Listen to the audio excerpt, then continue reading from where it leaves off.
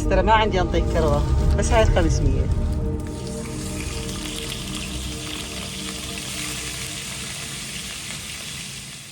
يوم جديد ومشوار جديد، لكن نبدي وياكم بالصلاة على محمد وآل محمد الطيبين الطاهرين. السلام عليكم يا طيبين، شلونكم؟ إن شاء الله بخير وبأحسن حال. وشكرا جزيل الشكر لكم خواتي وزميلاتي، دائما يسألون عني فاطمة وينك، وين مختفية هالأيام، ما جاي تنزلين فيديوهات؟ اي والله يا بنات، هاي المدة كلها أنا دايخة بشغلة السيراميك، وما أخفيكم يعني أكثر من مرة رحنا المحلات السيراميك، والحمد لله والشكر تمت على خير، واشترينا يعني للأرضيات وللجداريات كملنا الحمد لله. بس بعد عندنا ظلت بايات الدرج وسيراميك الكينيدور. وتسألوني أم فاطمة شو وقت تنتقلين ببيتك الجديد؟ والله يا حبايب أنا ما مثلكم، يعني أحسب الأيام وبدي الأيام تنطوي، وبدي الأسبوع يصير يوم. شوف يا سبحان الله، طبعا اكو امور بدنا لا يعني الوقت يتوقف، يعني انه الايام ما تمشي بينا، واكو حالات لا بدنا الايام تركض ركاب حتى نوصل المبتغانا. وبعد ما أعرف يا بنات، يجوز خلال شهرين أقل أكثر، بعد الله يسهل. وإذا تردون الشيء زين يا حبايب أكيد هذا الشيء راح يأخركم. يعني إحنا لو نريد نجيب شلون ما كان، يعني أي لباخ يلبخ البيت أو أي قسطة يسرمك البيت، لا كان خلص شغلنا من زمان. هنا يا حبايب طبختنا لليوم، طبعا مثل ما شفتوا بالبداية قطع الدجاج قليتها بالزيت ونزلت عليه مقدار راس بصل مثروم ناعم وحمستهم تمام، ومثل ما شفتوا الدجاجة أخذت لون وتقلت، وضفت مكعبات البوتيتة، ضفت هذه رشة بهارات قليلة يعني شيء يادوب شيء قليل على مود نكهة تصير طيبة. هنا ضفت خاشوقة ماجي دجاج، طبعا مرات أضيف الماجي مرات ما أضيف الماجي، وضفت هاي النتوفة الصغيرونة لومية البصرة، لومية أو نومية انتو شو تسمونها كيفكم، بس مرات أصفن لها أقول نومية نومية أشوفها مو راهمة. يعني هو النوم ايش جابه على اللومي والله ما أدري، وبعد كيفكم، هو بعد هو كل من نشوف شلون متعود يلفظ الحكاية أو الكلمة أو التسمية. وهنا يا حبايب من حمست البهارات، شوية البهارات ويا المواد وبالزيت تطلع نكهة البهارات، والبهارات ما أضيف هواي على مود لا تصير المرقة خابطة. ضفت مقدار المعجون انحمس، وضفت هذا المقدار من اللبلبي. اليوم راح أسوي مرقة دجاج، والله بنات مرات هم أضيف لبلبي مرات ما أضيف، فقط دجاج وبوتيتة، مرات أضيف حمص مجروش، بعد واحد يتفنن كل مرة تطبخينها بشكل بإضافة شكل، وحتى إن تحسون الأكلة تغير طعمها مرة عن مرة، فأكيد إضافة اللبلبي تنطي طعم يختلف عن إذا تضيفين الحمص المجروش. طبعا هنا اللبلبي كان مستوي، ضفت عصير الطماطة يا حبايب، وأيضا خذ وقته وانحمس، وصار الزيت مثل ما تشوفونه يطفو على وجه المواد، هذه معناته شنو؟ إنه كل شيء انحمس وصار تمام. فاليوم حبيت أضيف لها لبلبي لأن كان عندي لبلبي وتكرمت عليها باللبلبي، ومرات والله ما أضيف يا بنات فقط دجاج وبوتيتة، وبعد انتي كرب ملعبك وشلون ما تحبين تفننين بالأكلة. هنا طبعا أكيد ضفت الماء حتى شنو المواد تنطبخ وتصير تمام، وإضافة الملح حسب الرغبة. وهنا بس عايزها علبين من الفلفل وتصير الأكلة روعة، نغطيها ونخليها تطبخ. وهذه هنا المرقة تسبكت وثخنت وكثرت وصارت شوفت عيونكم. يلا فرد شوية ونصب غدا، لأن أبونا اجي جوعان تعبان ما يتحاكي. الله يساعدهم على الحر. اي والله ملوحتها مضبوطة، بس نصب الغدا.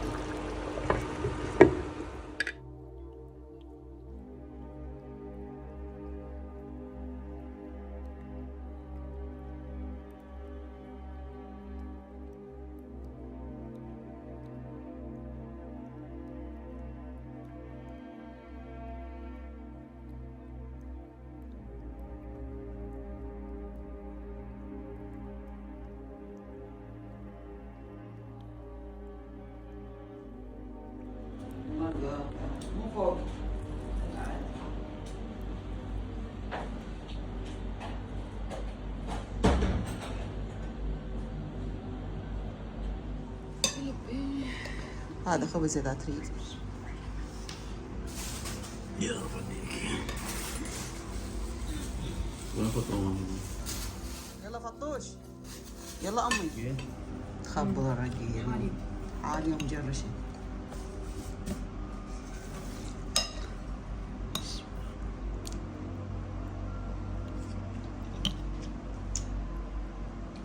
Where's your lemon? Oh, anyway.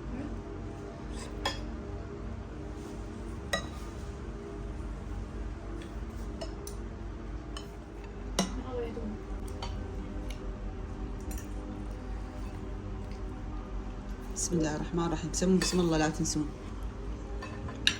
البسملة. سلطة حط لك؟ لا ما بالبصل. بحاول من البصل من وراك.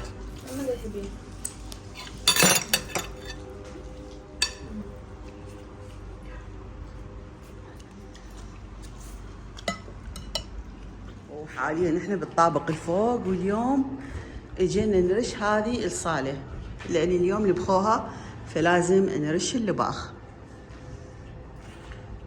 طبعا العمال مخلين هذه على مود الهواء العالي ما شاء الله. سمعوا صوت الهواء الأدوية. يلا يا حبيبي. وإن شاء الله اليوم يوصل السيراميك يا حبايب. وطبعا تعب السيراميك ما شاء الله 4 دروب إلا قدروا يجيبونه. ومن المشراق للفاو تقريبا الطريق 1.25 ساعة، 1.5 ساعة روحة ورجعة، وعليكم الحساب. طبعا المحلات السيراميك الموجودة بالمشراق يا حبايب أنواع وأشكال السيراميك. وكتبتوا لي إن فاطمة مش عجب ما خليتوا البيت بيد مقاول يكون أحسن وأفضل، وخلال مدة زمنية يسلم لكم البيت. ما أعرف والله يا بنات، لكن أبو فاطمة ضد فكرة المقاول. يقول إنه أنا أوفر إسطوات زينة وأنا أوفر مواد البناء يعني بنفسي أفضل مما أخليه بإيد مقاول. المقاول خاف يقتصد بالمواد، والمقاول أكيد يطلب يعني أغلى مما أنت تشتغلين الحاجة بإيدك.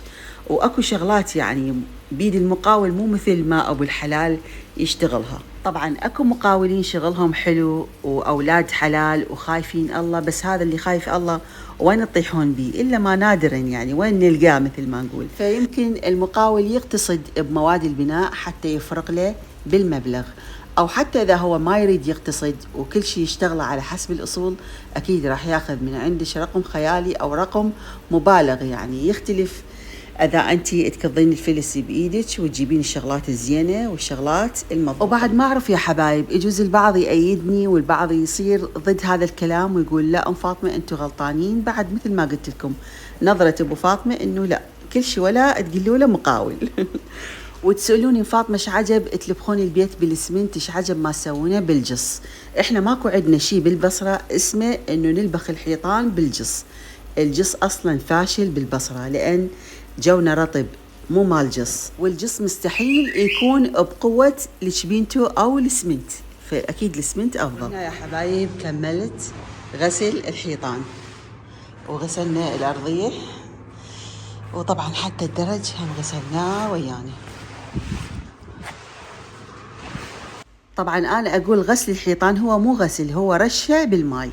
وهذا رابع درب بالسيراميك، والحمد لله والشكر يا حبايب إنه وصلنا لهذه الخطوة. وبعض البنات يكتبوا لي بالتعليقات إن فاطمة وين مكان المبردات؟ ما نشوفك حاسب حساب للمبردات. بنات حبايب ماكو شيء اسمه مبردة بالبصرة. المبردة منقرضة من زمان من البصرة نهائيا، ماكو مبردات. بعد ما أعرف يجوز أكو بيت بيتين محتفظ بالمبردة أو معتبرها فرد شيء أثري، لأن إحنا هنا يا بنات جونا مو مال مبردة.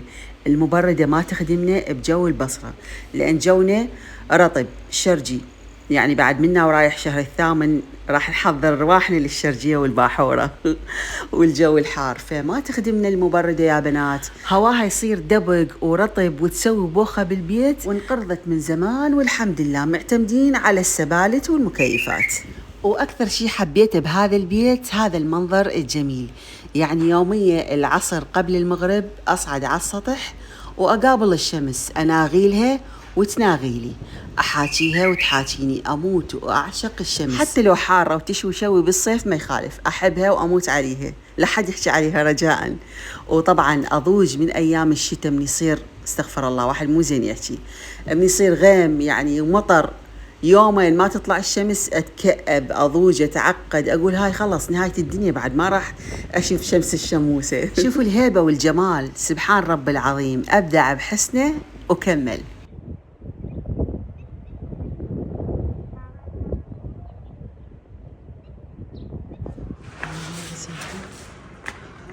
كملناه وعلى حسب الأصول. هنا أكو خباطة تخبط جاي يصبون بيت، الله يسهل عليهم. والحمد لله والشكر يا حبايب، كملنا حمولة الكاشي السيراميك، الكاشي هو أيضا سيراميك. طبعا كلش تعبنا يا بنات على ما اختارينا السيراميك الأرضية والجداري. ليش؟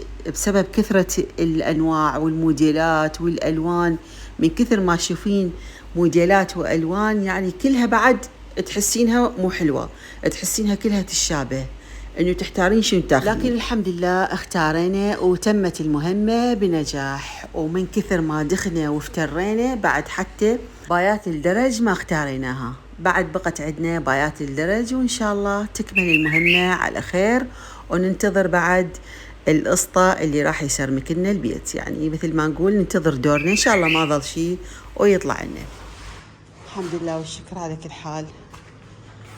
خلص الكثير وظل القليل، مو لو بعد الكثير هواي والقليل شوية. الحمد لله والشكر على كل حال، حبة حبة تنترس الدبة مثل ما نقول، شوية شوية يراد له صبر. ايش قد صار لنا نبني سمير؟ يا شهر؟ 7 أشهر. يلا الحمد لله 7 أشهر وبدينا هم الصفر. وهاي يا حبايب شوفت عينكم. طبعا أشارككم هذه المقتطفات من باب التحفيز، إنه أصبر عليكم. هواي من خواتي وزميلاتي أيضا عندهم بناء، اللي عندها خطية بناء من قبل سنة، من قبل سنتين، اللي توها بدت تبني. فالله كريم، الله يسهل لكم. والله لو تدرون ولو أسولف لكم يا بنات إنه هذا القرار ما أجي بالساهل. هذا القرار كان مجرد فكرة ببالي، فكرة كنت أفكر بيها، من أنام أفكر بيها، من أقعد، من أشتغل وأنظف بالبيت، إنه حاطة فكرة ببالي إنه خلص أنا ما أقضي عمري بهذا البيت، حابة أغيره، حابة يعني أغير عتبة بيتي، أخذ لي قطعة أرض أخططها على مزاجي أبنيها. يعني كان هذا مجرد حلم ومخلته ببالي وبقلبي، عايش وياي بس أنا، يعني ما حاشيته حتى الأبو فاطمة، لأن أدري بيه من أحكي إنه راح يرفض هاي الفكرة. لا، وبيتنا ومكاننا وبيتنا حلو وعلى اليمن. المهم أنتم ما تدرون بالأحداث وشنو اللي صار وشلون فجرت الموضوع وفرضته. انفرض هذا الموضوع علي وعلى أبو فاطمة، وخلص صار القرار، وصار أمر محتوم إنه لابد ننفذه. وصارت هاي الفكرة مو بس فكرتي، والحلم هذا مو بس حلمي، لا صار هاجز وتفكير أبو فاطمة بنفس الوقت. ففكرة وحلم كان مجرد مزروع ببالي. يوم عن يوم هذه الفكرة كبرتها، نميتها، سقيتها. شلون تسقين النبتة والنبتة تكبر وتثمر، هذه الفكرة نفس الشيء. يعني عشتها مثل ما نقول، كنت أتخيلها، والحمد لله والشكر. قلت لكم هي انفجرت بعد وصارت قنبلة نووية وفجرت الأكو والماكو. إن شاء الله أسولف لكم بالفيديوهات القادمة. وحتى كنتوا تكتبوا لي بالتعليقات فاطمة ليش ما تغيرين كاونترش، ليش ما تجددين الكاونتر؟ وأنا صافنة وأفكر بحلمي، أنا مو بس أريد أغير كاونتر، أريد أغير بيت بأكمله. وبالنسبة للكاونتر أبشركم، ترى أجوز هذا البيت الجديد إذا قعدت بيه أجوز ورا سنة سنتين 3 إلا أحطن كاونتر، ما تعلمون يعني مو شرط. فالمهم هو مثل العسل على قلبي، عادي مستعدة أقعد بيه بدون أثاث، أتربع وأقعد على الكاشي أو السيراميك. الله كريم يا حبايب، الله إن شاء الله يسهل علينا وعليكم ويدفع عنا وعنكم ويتمم لنا ويتمم لكم على خير، آمين يا رب العالمين. وشكرا جزيلا على دعواتكم الحلوة الطيبة الصادقة النابعة من قلبكم. رحم الله والديكم، مشكورين، جزاكم الله ألف خير. طبعا هنا طلعت بالسوق لأن فطومة باشر عندها دوام بالمستشفى، فاجينا هنا ناخذ هاي نكات، اخذت حجاب وبعض الشغلات اللي هي تحتاجهن. طبعا تداوم 3 أيام بالاسبوع، فقط الايام اللي يجرون بيها العمليات لازم هي تتواجد اثناء العمليات.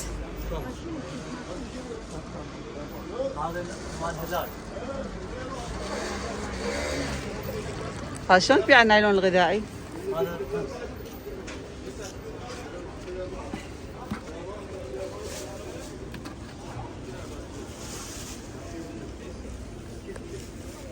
كملت لها مشترياتها وجيت هنا أنا عند هذا العطار أشتري بعض البهارات وأخذت حشوات للكيك. ومثل ما تعرفون يا حبايب أيام قليلة تفصلنا عن مناسبة عيد الغدير، فحابة أسوي كيكة وأحيي هذه المناسبة.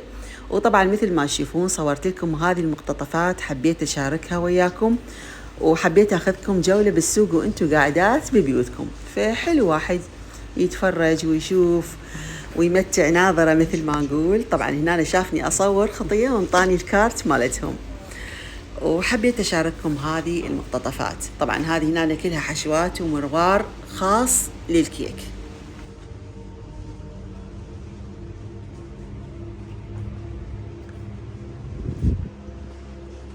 هذا هنا يا بنات الليدي او الاسكيمو، ما ادري ايش يسمونه باقي المحافظات. هاي شوف نكات المشمش، هذا هنا الازبري، اقصد المستحلب اللي نسوي من عنده ليدي زمن الطيبين. هذا واحد يسوي ليدي برتقال وليمون اكو.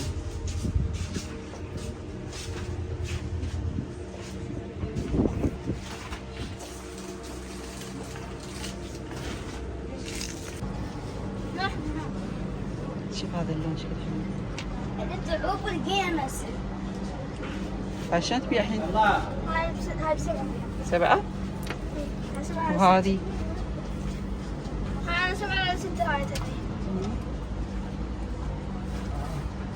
شلون ذهب عندك؟ والله عمي الذهب رخيص عندك.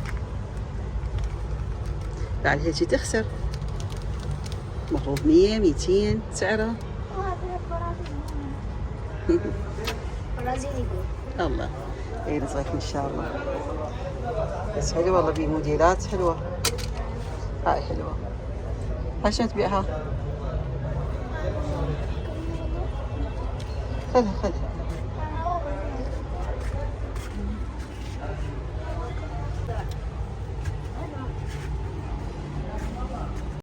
دقائق بسيطة حبيت أشاركها وياكم، وإن شاء الله قضيتوا وقت ممتع بمشاهدة هذا الفيديو. واتصلت على أبو فاطمة من بعد ما خلصنا مسواق، ودائما كل ما أصعد وياه أقول الله يساعدك أخوي وصلنا للبيت، وهاي الكروة ما عندي غير 1000 دينار أو 500، وأضحك والشاقة وياه. بس ترى ما عندي أنطيك كروة، بس هاي 500. ها والله خذاها. اي والله جبنا لك 7 اب وجبنا لك كيك. ها رجعتهن؟ لا والله صدق خذهن، يفيدونك خردة. يلا نعم الله، بلاش توصلنا، نعم الله عليك. وانتهى مشواري وياكم لهذا اليوم. حابة اودعكم واقول لكم التقيكم في فيديوهات جديدة ان شاء الله. مع السلامة.